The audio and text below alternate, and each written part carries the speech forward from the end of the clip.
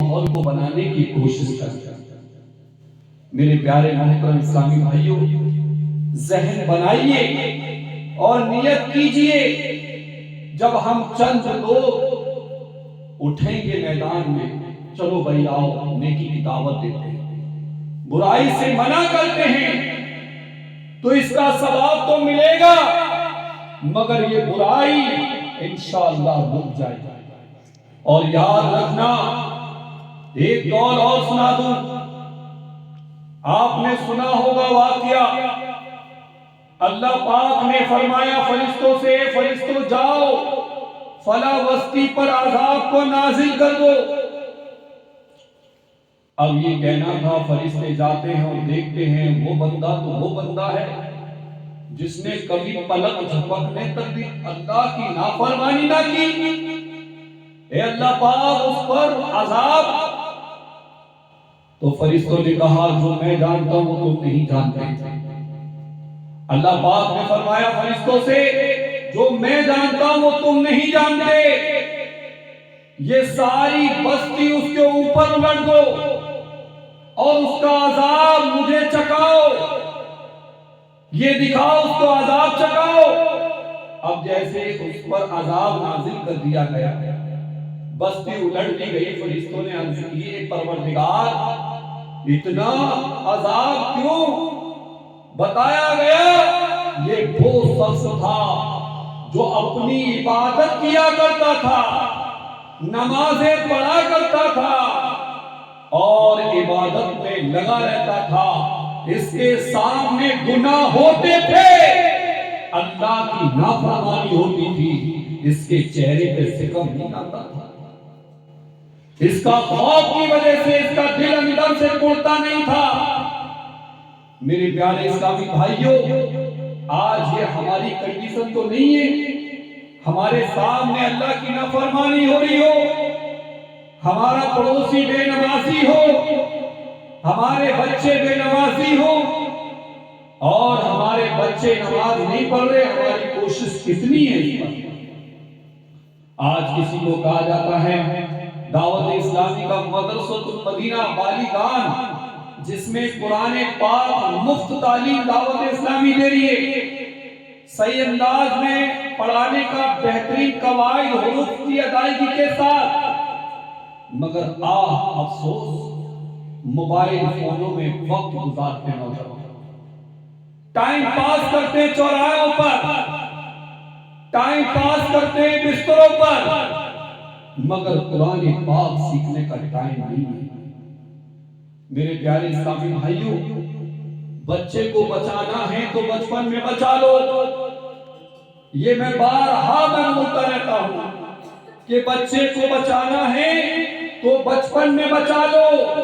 بچہ کہہ کے چھوڑ دیا تو بچہ بچے گا نہیں۔ آپ کی پیاری سی پہلی دعوت اسلامی نے اس ایپ بلاک کے اندر مدرسہ کھولا اور مدرسہ کھول کر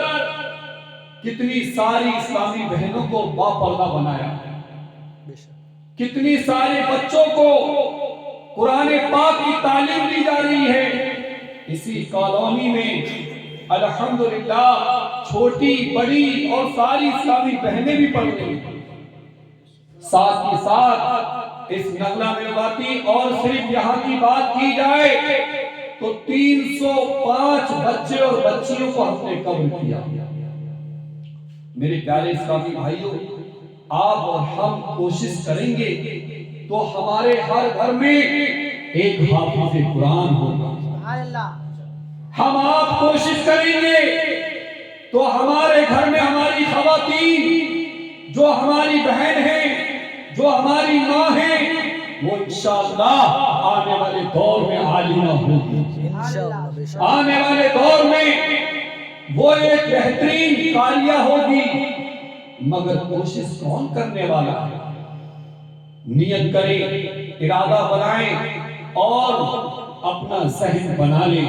کہ انشاءاللہ اس پہ بہت پوری طریقے سے کوشش کریں گے انشاءاللہ، اور اللہ نے چاہا وہ وقت دور نہیں ہے کہ صرف آنے والے 2-3 سال میں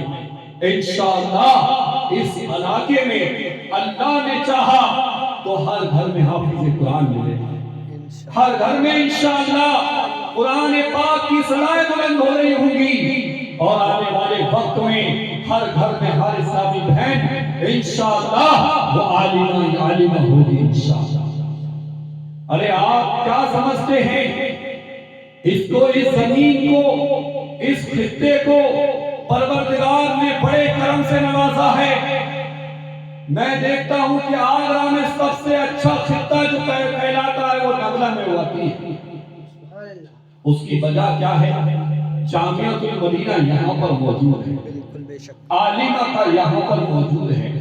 عالم کا یہاں پر موجود ہے،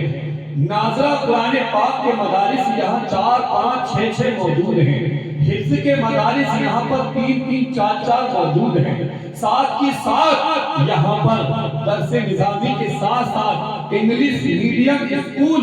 دارالمدینہ ایجوکیشن جس میں دی جاتی ہے وہ بھی مدرسہ یہاں موجود ہے، اسکول بھی یہاں پر موجود ہے، ساتھ کی ساتھ ایک کورس نہیں 2 کورس نہیں، یہاں پر قرات کا کورس بھی موجود ہے، ایک کورس نہیں یہاں پر امامت کا کورس بھی موجود ہے، یہاں پر اور سناؤ الحمدللہ یہاں مدرسۃ المدینہ بالیگان بھی موجود ہے، مدرسۃ المدینہ بالیگات بھی موجود ہے، ساتھ ہی ساتھ یہاں پر حفظ و ناظرہ کے مدارس بھی موجود ہیں۔ ارے اس زمین کو اللہ نے کتنے کرم سے نوازا ہے، جو میں دیکھتا ہوں کہ اسی خطے کی سرزمین پر تقریباً الحمدللہ اللہ کے کرم سے 850 بچے تعلیم حاصل کر رہے ہیں۔ کتنے بچے ہیں؟